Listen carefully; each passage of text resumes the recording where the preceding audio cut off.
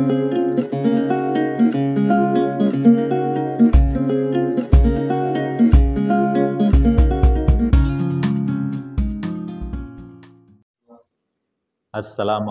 warahmatullahi wabarakatuh.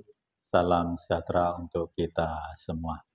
Mahasiswa jurusan Ilmu Kesejahteraan Sosial, Fakultas Ilmu Sosial dan Ilmu Politik, Universitas Jember yang saya hormati, saya ingin menyampaikan lagi satu materi tentang modal sosial. Kaitannya dengan beberapa video sebelumnya bahwa di dalam melakukan pekerjaan sosial, taruhlah terhadap orang miskin, maka kita bisa melakukan to empower, ya, atau pemberdayaan. Sudah saya jelaskan sebelumnya bahwa agar orang miskin atau siapa saja itu berdaya, maka yang pertama itu harus mempunyai pengetahuan atau ilmu yang memadai, yang cukup. Yang kedua adalah mempunyai keterampilan yang banyak. Kemudian yang ketiga yang ingin saya sampaikan hari ini adalah untuk bisa berdaya, maka ada modal sosial. Modal sosial ini bisa digunakan untuk mencapai pemberdayaan masyarakat. Kita bisa melihat bahwa orang yang berdaya, taruhlah orang yang sudah sukses, ya, mencapai suatu hal tertentu, misalnya sukses dalam pendidikan atau sukses dalam mencapai kehidupan ekonomi, sesungguhnya tidak dipengaruhi oleh usia. Orang tua bisa sukses, orang muda juga bisa sukses. Orang tua bisa nggak sukses, orang muda bisa sukses. Atau sebaliknya, orang tua sukses, orang muda tidak sukses. Oleh karena itu, bisa jadi bahwa orang muda sukses. Ini yang menjadi harapan, bahwa orang muda sukses. Apa yang dimiliki oleh orang muda? Bahwa kita bisa melihat di berbagai tempat, mungkin di Indonesia atau juga di luar negeri, bahwa orang-orang sukses, gitu ya, misalnya di dalam pendidikan, itu ada di Universitas Jember ini, misalnya usia masih 30 lebih, sudah profesor. Kemudian juga orang-orang muda di Malang, itu juga sudah kaya raya, sudah sultan, ya. Di Jakarta apalagi anak-anak muda sudah mencapai taraf ekonomi yang sangat luar biasa. Inilah yang kita sebut bahwa anak muda mempunyai modal sosial, ya. Oleh karena itu, ya, sesungguhnya dia misalnya kalau dilihat sebagaimana resource, gitu ya, resource mungkin, gitu ya. Resource-nya itu apa? Adalah ilmu saja atau keterampilan saja, itu ternyata tidak bisa menopang secara penuh keberhasilan seseorang, ya. Oleh karena itu juga kita melihat banyak sekali orang-orang yang dulunya miskin, ya, tidak punya apa-apa, gitu ya, tapi punya sumber daya yang luar biasa, kemudian modal sosialnya cukup, kemudian berhasil. Sebagai contoh mungkin ya anak-anak muda yang sekarang itu banyak sekali, misalnya Menteri Pendidikan kita juga anak-anak muda yang berhasil. Oleh karena itu bisa menjadi contoh bagi kita semua bahwa modal sosial itu penting untuk mencapai suatu kesuksesan baik secara ekonomi maupun secara sosial dan juga pendidikan. Kemudian kita juga ada suatu negara lah gitu ya, kalau kita negara, ada suatu negara yang sebetulnya tidak punya apa-apa gitu ya, resource-nya itu tidak ada, sumber daya alamnya tidak ada, tapi mereka bisa membuat suatu produk yang luar biasa, ya, yang bisa mencapai best quality di seluruh dunia. Oleh karena itu ini menjadi contoh kalau kita misalnya membuat sesuatu yang berbeda, yang menjadi best quality, mungkin akan bisa menjadi sukses di kelak kemudian hari. Kemudian berikutnya, kalau kita lihat bahwa sesungguhnya misalnya kalau saya melihat bahwa tatkala kita berkomunikasi gitu ya antara perguruan tinggi satu dengan perguruan tinggi yang lain atau perguruan tinggi Jember taruhlah gitu, kemudian juga perguruan tinggi UI atau Unpad atau yang lain yang besar-besar itu sebetulnya tidak ada perbedaan ya kalau kita banding-bandingkan yang pinter di sana ada, yang kurang pinter juga ada gitu ya. Kemudian di misalnya perguruan tinggi yang seperti di Jember ini juga Universitas Jember ini yang kurang pinter ada, tapi kurang pinter-pinter juga ada gitu ya. Inilah sebetulnya menurut saya sebetulnya mestinya mereka mempunyai modal-modal sosial yang perlu kita tiru. Kemudian kalau kita lihat misalnya juga dari warna kulit taruhlah biru kadang-kadang ya atau suku-suku ini dibilang ini kalau suku ini malas, suku ini giat untuk melakukan tindakan-tindakan, tetapi seperti itu juga tidak menjadi apa namanya modal sosial. Kemudian apa yang menjadi modal sosial supaya kita itu sukses di kelak kemudian hari? Oleh karena itu ini adalah nilai-nilai, mungkin nilai sosial, nilai agama, dan lain-lain, sehingga ini perlu kita punyai, gitu ya, kita miliki, ya.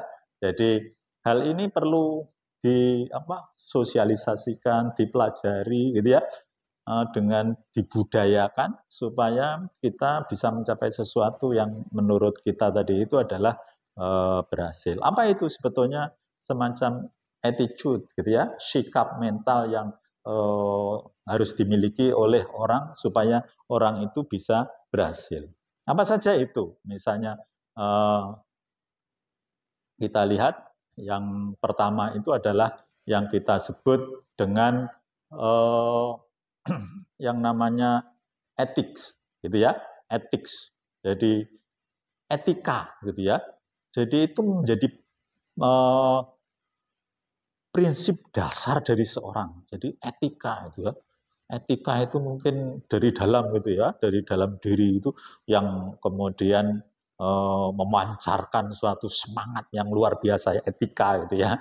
Nah, makanya ada misalnya ada etika Protestan, ada etika Tokugawa, ada etika kemudian juga Konghucu dan juga ada etika Islam yang kadang-kadang yang Islam ini hanya carilah duniamu, kemudian tidak diperhatikan carilah akhiratmu. Padahal dua-duanya harus perlu ya.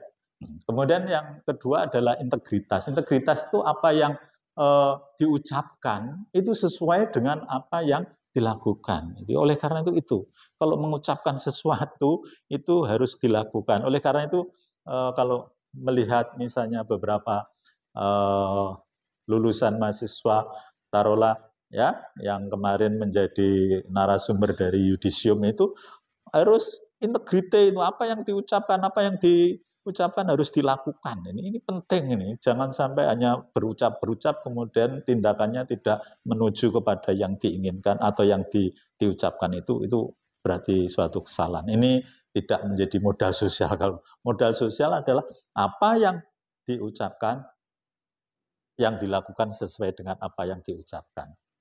Kemudian adalah responsibility, itu adalah tanggung jawab. Jadi kalau misalnya sesuatu apapun yang terjadi pada diri kita, misalnya itu harus bertanggung jawab. Kita harus bertanggung jawab. Buruk baik apa yang terjadi tatkala kita melakukan sesuatu itu kita harus bertanggung jawab. Itu penting bagi kita sekalian ya. Saya dulu pernah ada teman saya yang masih SMP, ketua kelas namanya Mas Tarminto gitu ya. Dulu saya ini termasuk orang yang sering rame, gaduh gitu ya. Tapi begitu didatangi kepala sekolah, marah kepala sekolah. Siapa yang rame itu ya? Kemudian Mas Tarmi, ketua kelas saya bilang, saya Pak, padahal dia tidak melakukan. Kenapa begitu? Karena dia adalah tanggung jawab untuk mengendalikan kelas. di SMP saya dulu gitu ya. Oleh karena itu juga apapun yang terjadi kita harus bertanggung jawab, itu adalah bentuk modal sosial kita. Kemudian yang keempat itu adalah respect to law and rule. Jadi kita itu harus patuh ya, taat kepada hukum dan peraturan. Nah, kadang-kadang kalau kita lihat di sekitar kita itu lampu merah diterobos, akhirnya tabrakan ya, peraturan tidak digapai, peraturan itu bisa dilanggar, taruhlah gitu ya. Nah, ini adalah tidak respect. Padahal kalau kita ingin sukses itu harus respect kepada hukum dan peraturan. Kemudian berikutnya adalah respect to the right of the other citizen, atau dalam bahasa kita adalah respect kepada hak asasi manusia. Misalnya bukan hanya, saya kadang-kadang bilang bahwa kita harus respect bukan hanya kepada manusia, ya, manusia yang misalnya yang kaya atau yang setengah kaya atau yang miskin, semua manusia harus kita respect karena sesungguhnya mereka-mereka itu gitu ya, mereka-mereka itu adalah guru kita semua. Ya, oleh karena itu saya kadang-kadang menambahkan respect itu bukan hanya kepada manusia, tapi kepada manusia kepada makhluk lain misalnya tumbuhan, kemudian binatang kita harus respect bahwa dia adalah makhluk yang perlu dilestarikan gitu ya. Seperti itu kita agar bisa mencapai suatu kesuksesan. Kemudian yang berikutnya adalah work laughing ya. Jadi orang yang ingin sukses itu modal sosialnya, atau orang tadi itu misalnya orang yang berdaya itu harus work laughing. Apa artinya? Senang kerja. Kerja itu jangan dilihat misalnya uangnya saja gitu, uangnya saja. Karena kerja dan kerja itu kemudian senang kerja gitu ya. Kemudian nanti uang akan datang sendiri. Ya kadang-kadang kita seringkali kalau diberi peluang kerja, bayarannya berapa atau HR-nya berapa atau gaji saya berapa. Ini kadang-kadang tidak disukai oleh pimpinan perusahaan atau apa saja itu, karena sesungguhnya kita harusnya work laughing dulu, baru nanti gaji, honorarium itu akan datang sendiri.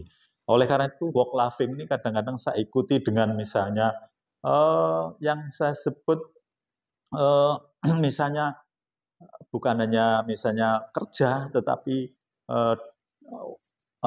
discussing gitu ya, diskusi juga senang gitu ya. Kemudian belajar juga senang, berdialog juga senang, kemudian together juga senang, gitu bersama-sama. Oleh karena itu seperti ini kalau kita lakukan, insya Allah ini menjadi modal sosial bagi kita semua. Kemudian yang berikutnya adalah strive for saving and investment. Sebenarnya kita itu selalu memikirkan kepada masa depan ya. Apa kira-kira ke depan saya ini setahun yang akan datang apa, 2 tahun apa, 3 tahun apa, itu selalu memikirkan ke masa depan. Jangan sampai masa depan kemudian kita terpuruk.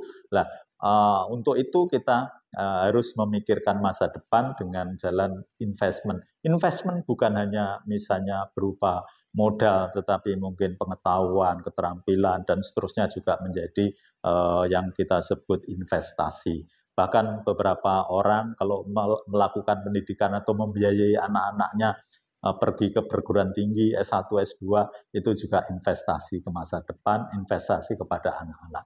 Kemudian yang berikutnya, yang ke-8, modal sosial adalah will of super action. Ini sebetulnya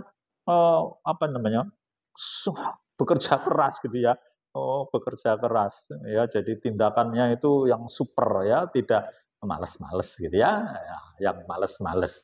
Kemudian berikutnya ini adalah yang paling kadang-kadang ya bagi orang-orang kita itu adalah yang kita sebut punctuality atau punctualism. Itu apa itu? Adalah menghargai waktu ya. Kadang-kadang kita kuliah, adalah saya sendiri gitu ya, kuliah kalau ini masih kurang 5 menit ya males-males gitu ya, atau nanti masuk kelasnya saya 20 menit setelah jamnya gitu ya, atau mengerjakan soal itu ya, mengerjakan tugas-tugas itu nanti saja, nanti saja. Ini sebetulnya tidak yang saya sebut sebagai punctualism. Kita harusnya tepat waktu. Beberapa waktu yang lalu ya, saya ini di di jurusan ilmu kesejahteraan sosial ini ada tamu atau dosen tamu dari Belanda dan juga dari Jerman. Itu kalau misalnya dia berjanji dengan saya, misalnya itu tepat gitu ya.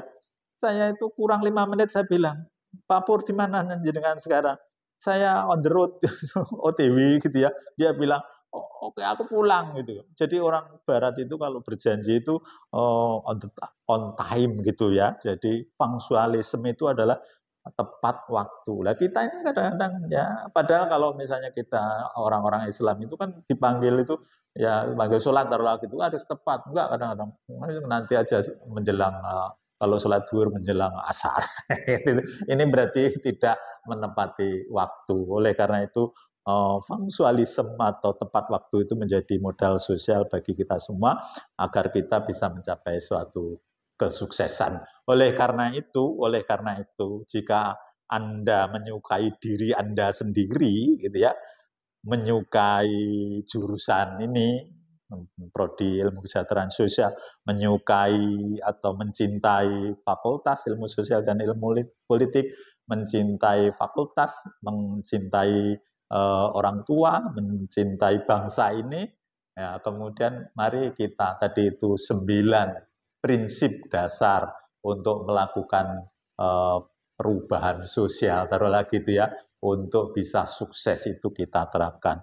Mari kita usahakan dan bertindak. Jangan hanya tadi itu, jangan hanya misalnya ngomong tetapi tidak melakukan. Oleh karena itu, mari berbuat dan lakukan.